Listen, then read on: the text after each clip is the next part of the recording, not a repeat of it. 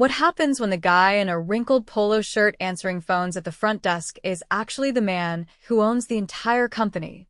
Rylan Dorsey had built his fortune the hard way, buying out a small chain of legal service centers 12 years ago and turning them into a trusted name across 12 locations. Business was steady, the branding was strong, and client trust was everything. But lately, he'd had a gut feeling something was off at one of the branches, the West Glendale office. The numbers looked fine, at least on paper. But the tone in some of the client reviews, that was different. Cold, impersonal, even careless. One even mentioned a young receptionist who seemed more interested in her nails than privacy. That line stuck with him. He didn't want to send someone else to investigate. He needed to see it himself. So, he showed up at the West Glendale office on a Monday morning wearing khakis, sneakers, and a company-issued name badge labeled Ryan. His beard was fuller, his hair messier than usual, and the thick-rimmed glasses made him look like a laid-back IT guy, not a millionaire CEO. No one at this branch had ever met him face-to-face. They knew the name from orientation videos and newsletters, but Rylan had delegated in-person visits to district managers for years. It was a corporate setup, 12 locations, each with their own local staff, rotating temps, and mostly young hires. He blended in easily. The district manager had approved a new hire from corporate to help out for the week, supposedly to fill in for a receptionist who was out sick. In reality, Rylan had arranged the whole thing himself from the top. His first impression of the office hit him like a cold wind. The lobby was clean, but the energy was off. Clients sat stiffly, no music played, and the front desk was manned by a girl in her early 20s who didn't look up from her phone. "Hey," she said, still scrolling. "You the temp?" "Yeah." "Ryan," he said, extending a hand. She didn't take it. "Cool. I'm Hailey." "Just answer phones, check clients in, and don't touch my coffee." She turned back to her phone without another glance. He spent the morning observing phones ringing twice before being picked up, clients standing awkwardly at the front desk while Haley texted, and one older man being waved off with a rushed, "They'll call you back." Rylan caught on quick. Haley wasn't just lazy. She was careless with people. Cold. And worse, she seemed to barely understand the nature of the business. These clients weren't here to get their nails done. They needed legal document help, divorces, immigration paperwork, wills. Serious stuff. Around 11, a young woman in jeans and a hoodie walked in, clutching a folder. She looked nervous. "Hi," she said softly. "I'm here about the custody forms." Haley didn't look up. "Name? Helena Alvarez." Haley typed with one hand. "You have your ID?" "Yes." Helena fumbled through her purse and handed it over. Haley took it, scanned it, then set it on the counter. "You still with that guy? Darren something?" Helena froze. "Excuse me? I remember you. You came in like a month ago, right?" Haley said, flipping through the system. "Anyway, you should probably leave that field blank this time. He'll see it if he gets a copy." Rylan's stomach dropped. Helena looked horrified. "He's not supposed to know I'm filing again." He threatened. "You're fine," Haley interrupted. "Look, I can just print a copy of what you submitted last time. I'll email it to you." "No, Helena's voice cracked. "I didn't want that emailed. I wanted to fill it again in person for privacy." Haley rolled her eyes. "It's not that deep. It's just a form." Rylan stood up from the side desk, his voice calm but firm. "I can help her.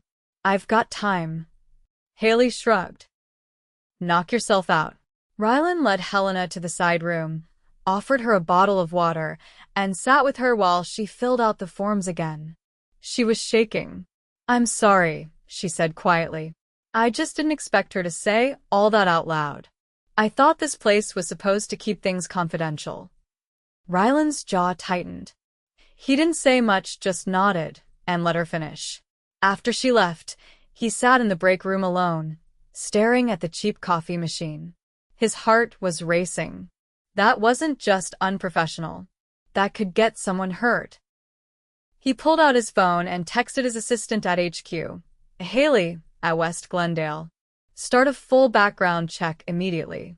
Also get me a list of every client she's checked in for the past 6 months. Something's wrong.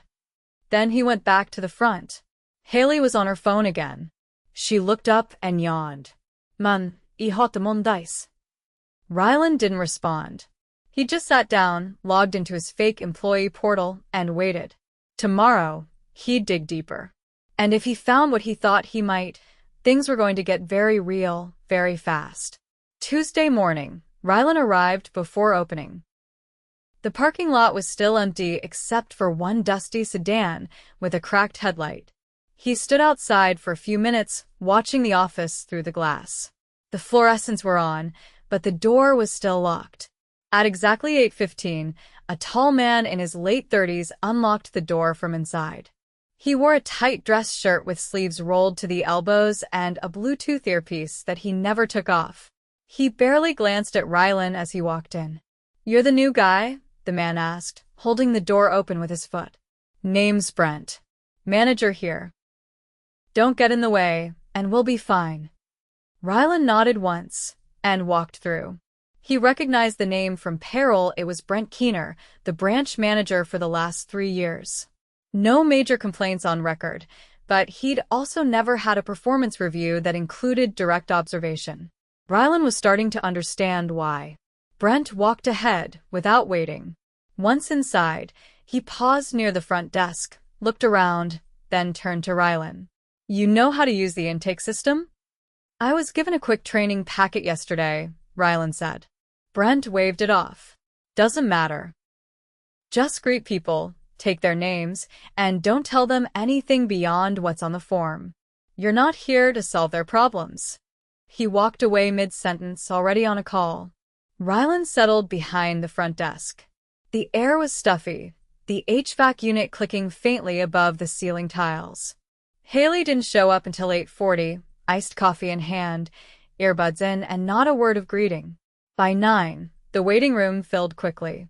An older man with a thick accent asked Rylan if someone could help him with a trust document. Rylan walked him through the sign-in form and promised someone would be with him soon, knowing full well no one had checked the schedule yet. Haley finally sat down at the opposite end of the desk and began tapping at her keyboard, sipping her drink between keystrokes. Rylan noticed she hadn't logged into the client system. Instead, she had a browser open to an online shopping site, flipping through jackets. A woman in a gray pantsuit approached the desk and set down a folder. "I have an appointment with Mr. Keener," she said. 9:15. Masya Fet. Rylan looked up her name in the system and confirmed it. Haley looked over, glanced at the woman's shoes, then said flatly, "He's busy. You'll have to wait." "He's expecting me," Marcia replied carefully. Haley shrugged and looked back at her screen. "You can sit." Rylan stood. "I'll let Mr. Keener know she's here." Brent was in his office, door cracked, still on his call. Rylan knocked once, then stepped in. Brent covered the mouthpiece of his headset. "Can it wait?" "Marcia Felder 9:15 is here," Rylan said. Instead of acknowledging the client, Brent turned his chair slightly and motioned for Rylan to shut the door. Then he kept talking into his headset. Rylan stepped out. Marcia was still standing. He gestured toward the guest chairs. "He'll be with you shortly." She hesitated, then sat down stiffly. By 10:30, the lobby had grown tense. Clients whispered to each other. Rylan offered water to an elderly woman who'd been waiting nearly an hour. She declined without looking up from her form. Then a teenager with a backpack approached the desk. His voice was quiet. "I'm here for the name change documents. My mom said I had to come in person." Rylan scanned the calendar. "No appointment under that name." "Do you have your ID?" The kid pulled out a school ID and a birth certificate. Haley leaned over then, peering at the screen. "That's not enough. You need a parent with you." "My mom called and said she signed a consent form," he said. "It's in the system." Haley leaned closer to the monitor, then laughed. "Oh. It's you. You came in with your mom last month, right?" You were going to change your name to something gender neutral. The kid froze. His hands clenched. Yeah, I remember now, Haley said, voice louder. Your mom was all worked up about the paperwork. I told her it wouldn't make you a different person. Rylan stood up slowly. That's enough. I'm just saying, you're done, he said, voice steady but sharp. Go to the back office. Now. Haley stared at him. Seriously? Now. She scoffed, grabbed her drink, and walked off, muttering under her breath. Rylan turned to the teen. I'm sorry about that. That information should never have been repeated out loud. I'll help you personally. He took the kid to a private room, pulled up the records, and confirmed the consent form was there. He walked him through the forms, checked everything twice, and promised the documents would be processed securely by the end of the day. When he came back out, Brent was standing by the desk. You sent Haley to the back? Brent asked, arms crossed. She violated client confidentiality. Twice. Once yesterday and again just now. Brent shrugged. She's casual staff. You don't discipline temps like that in front of clients. She's not a temp. She's full-time. And what she did isn't just unprofessional, it's dangerous. Brent raised an eyebrow. You've been here 2 days and you're throwing around words like dangerous? You don't know how this place runs.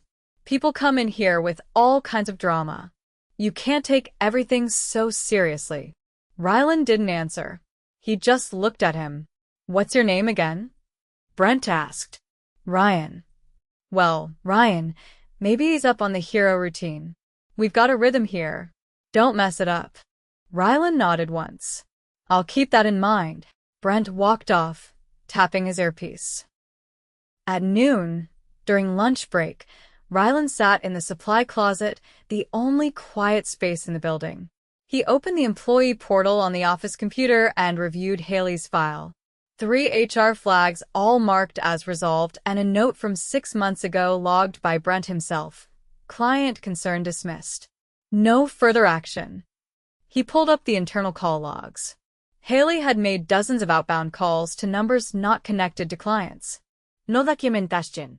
No case notes. Just raw numbers. He closed the portal and pulled out his phone. Emergency audit, he said into the receiver. West Glendale. Effective immediately. I want full call trace, client contact review, and Brent Keener suspended pending internal review.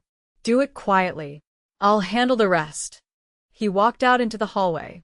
Haley was still in the back, alone, scrolling through her phone. She didn't look up as he passed. By 2, a corporate HR rep arrived discreetly through the side door. She was briefed and handed the necessary documentation. Within 15 minutes, Haley was pulled into a conference room and terminated on the spot for multiple breaches of client confidentiality and violation of company code of conduct. She left without a word, avoiding eye contact with anyone. Brent wasn't in his office when they went to inform him. He'd left for an early, off-site meeting without notice. His access credentials were deactivated before sunset. Rylan stayed until closing. He helped 3 clients finish forms, walked an elderly woman to her car, and replaced the empty water jug in the lobby himself. No one asked who he really was. Not yet. But the tone had shifted. The younger paralegal, Devin, glanced at him as they locked up. You're not just a temp, are you? Rylan smiled faintly. Not exactly. Devin didn't press. Just nodded once and held the door open. Rylan stepped out into the evening air, the sun dipping low behind the strip mall across the street. He knew this wasn't over. Not by a long shot. Tomorrow, he'd speak to every employee one by one. No more shadows. Wednesday morning, the office felt like it had been holding its breath overnight. The front lobby was quieter, with a few early clients waiting patiently, heads down, forms in hand. Rylan arrived just before opening and unlocked the front door himself this time. There was no sign of Brent, and Haley's nameplate had already been peeled off the desk. Devin, the younger paralegal, walked in 5 minutes later carrying a laptop bag and a half-eaten granola bar. He paused when he saw Rylan behind the desk again. "Are you running the front today?" "For now," Rylan said. "You comfortable handling intake interviews solo?" Devin nodded. "I'll do my best." "I'm not asking for best. Just honest work." Devin gave a short nod, then headed toward his desk. By 9, the day was underway. Clients came in steadily, mostly walk-ins, a few with appointments.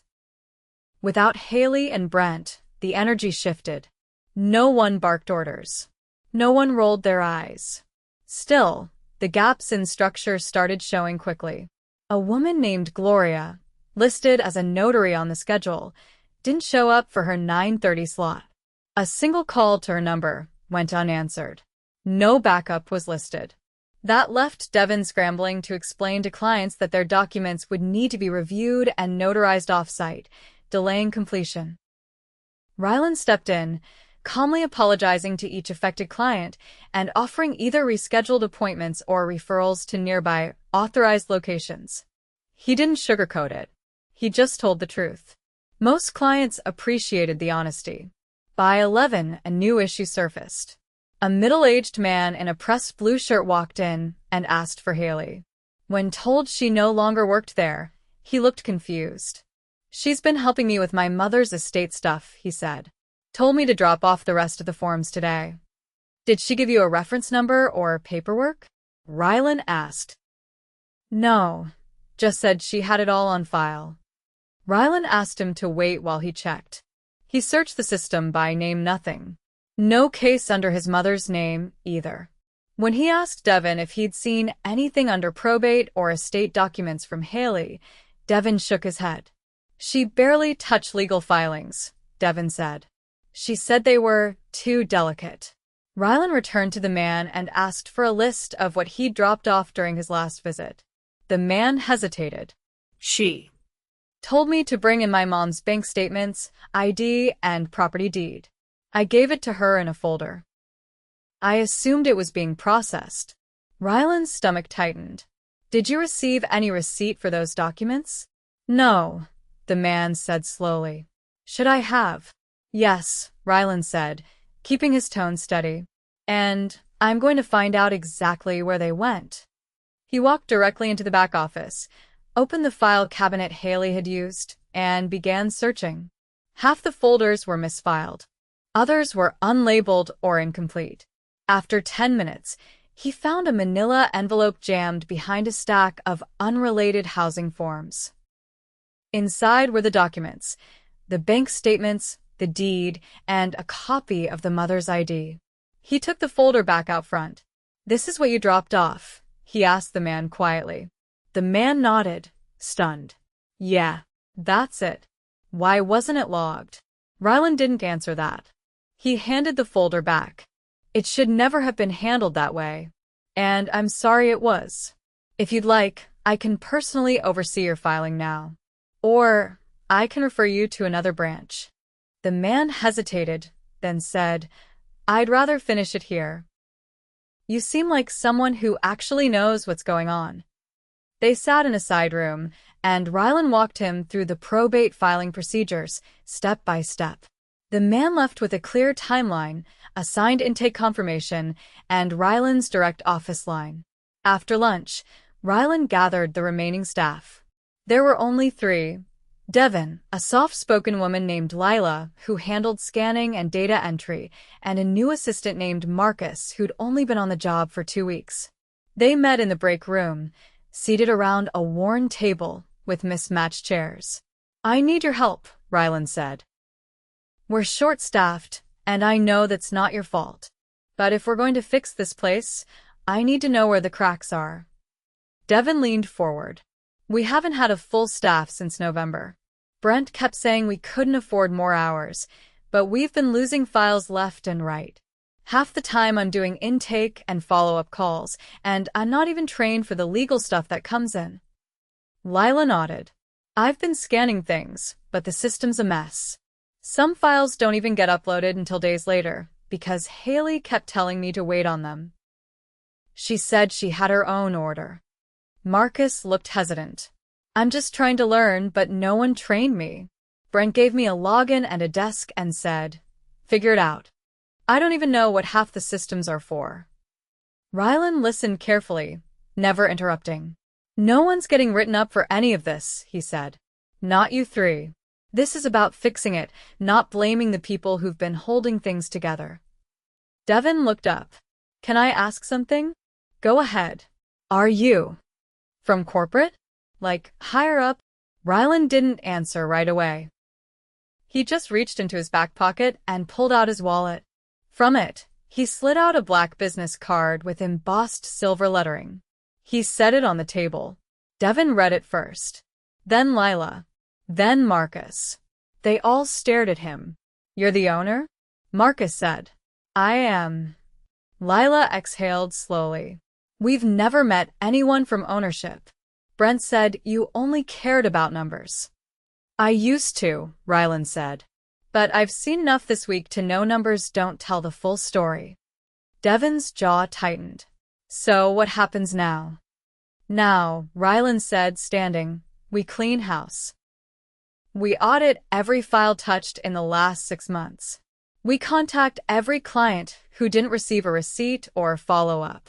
And I bring in a new interim manager until we find someone qualified and respectful to run this place full-time. He paused.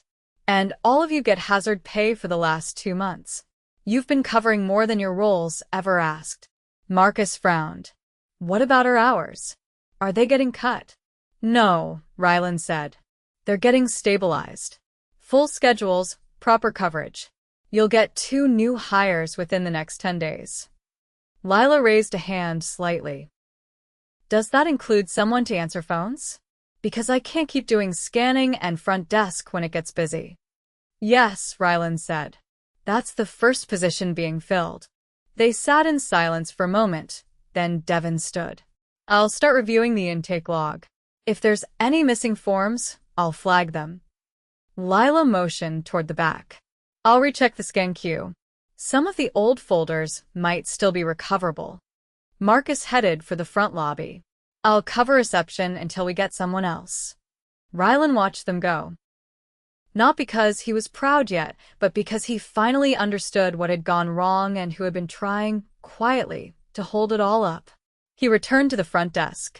In the corner of the screen, a message box popped up. An internal memo from HR at headquarters. Summary of Brent's record review. Client complaints attached, with timestamps and flagged calls. One audio file stood out. A recording from 3 weeks ago. A client asking for help with a restraining order. The voice on the other end?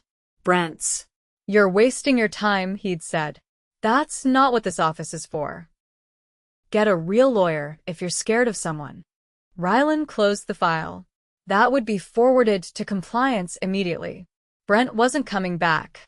As the sun dipped behind the strip mall again, the office lights stayed on later than usual. The new team worked quietly, but with focus.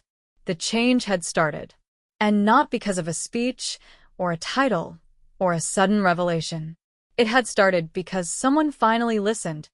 Thursday opened with a fog-gray sky and a light drizzle tapping against the office windows. The kind of weather that made clients show up early, hoping to beat whatever rush they imagined would come later. Rylan arrived before anyone else again, unlocking the front door and flipping the lobby lights on himself.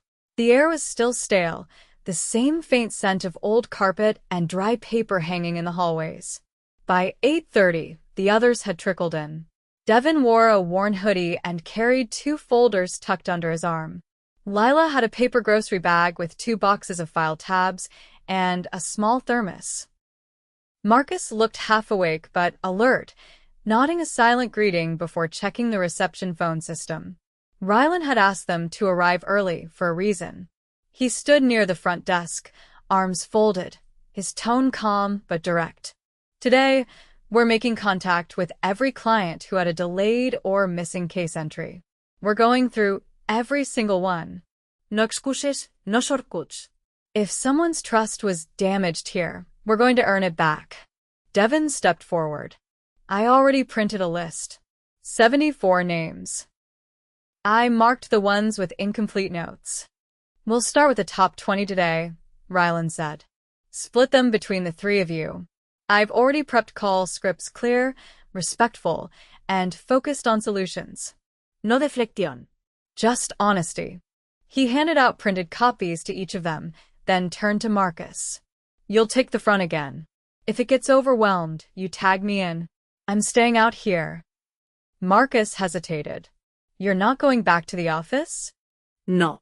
I'm working this counter until we hire someone permanent. Anything that comes through here, I see it first. By mid-morning, the office felt different. Focused. Clients weren't left waiting. Every call was logged with case numbers and initials. When a woman came in with her hearing-impaired mother, Marcus instinctively used a notepad to help bridge the communication. Rylan noticed, nodded once, and made a note to follow up later, not just to thank him, but to make sure the office got proper assisted communication tools going forward. Around 11, a replacement notary arrived from the neighboring Mesa branch, an older woman named Corinne who'd worked for the company for over a decade. She was only staying for the day, but her presence helped stabilize the backlog. She moved with quiet efficiency, wasting no time on small talk, but pausing to explain documents clearly when clients seemed unsure. Devin, meanwhile, was in a side office on speakerphone, calmly navigating a call with a man whose immigration filing had gone dormant for nearly 2 months. When the man grew agitated, Devin didn't flinch. I completely understand your frustration, he said. And I'm not going to shift blame. I'm personally making sure this gets filed. I'll confirm with you directly before the end of the day. Rylan stood behind the front desk, sorting client files for afternoon appointments, when a man walked in wearing a pinstripe suit and cologne that arrived 2 seconds before he did. He had a Bluetooth earpiece, a leather-bound clipboard, and the kind of practiced confidence that didn't match the new culture taking shape. He walked straight past the reception desk. Excuse me, Rylan said. The man stopped and turned. I'm with Regional Compliance. Evan Rooks. I was told to survey this location. You weren't scheduled, Rylan said. I don't wait for scheduling, Evan replied. I have full clearance to observe any branch at any time.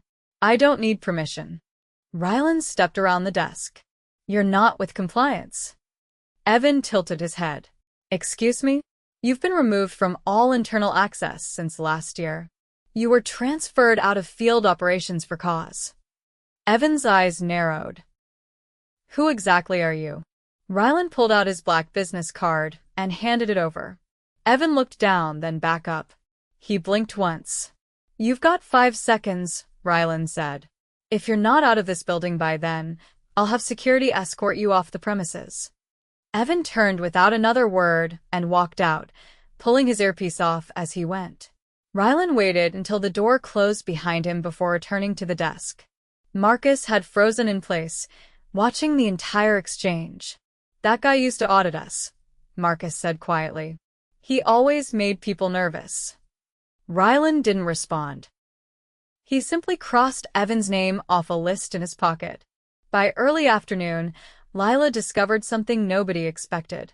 While sorting through a stack of untouched intake forms from the bottom drawer of Haley's old desk, she found a sealed envelope labeled with a client's name and "Do Not Process" written in red pen across the front. Rylan opened it with gloves. Inside were photos, personal letters, and a partially completed legal name change form. The client, someone who had come in weeks prior, had apparently trusted Haley with deeply sensitive materials. Judging from the content, she'd never intended to process them. He contacted the client directly using the number on file. The young woman on the other end of the call didn't raise her voice. She just went quiet. I thought she threw it out, she said finally. Asked her 3 times what the status was, and she told me to stop calling. Rylan apologized directly and offered to process the filing himself, with no fee. She agreed to come in the next day. When he hung up, he made one more call to legal. Haley's conduct had crossed more than ethical lines. It was time to open a formal report with the state licensing board. By 4, the team had contacted 23 clients. 12 had been promised callbacks and were now updated. 4 had already gone elsewhere but appreciated the honesty. One man had been unsure whether to trust them again until Devin offered to meet him outside of regular hours to finish the process himself. The entire day had been heavy, but it was clean, Honest. and finally under control. At closing, the staff gathered in the break room again. No speeches this time. Just quiet conversation over microwaved leftovers and half-empty water bottles. Rylan didn't lead the discussion. He simply sat and listened. Lila spoke first. "I didn't think we'd recover this fast." "We haven't," Rylan said. "We've just stopped sinking." Marcus leaned forward. "Does this mean we're stable now?" "It means we're doing the work," Rylan said. "And that's enough for today." Devin looked over. "What happens next week?" "You get a new manager. Someone who knows how to lead and doesn't treat people like numbers." "I've already interviewed 3 candidates. I'll introduce them once I've made a choice." Lila glanced at him. "You staying on?" "Not here. But I'll be back every month. No more managing from a distance. I made that mistake already." Devin stood slowly. "Then I guess we'll be ready when you come back." They left one by one. Rylan stayed behind to lock up. He walked through the now quiet office, turning off lights, checking that doors were secure. When he reached the front desk, he paused, looking down at the intake log. The final entry was written by hand. Ryan walk-in, no scheduled appointment, stayed all week. He smiled faintly, then crossed it out. In its place, he wrote, "Rylan Dorsey, owner, returned." Then he turned off the final light and stepped into the rain.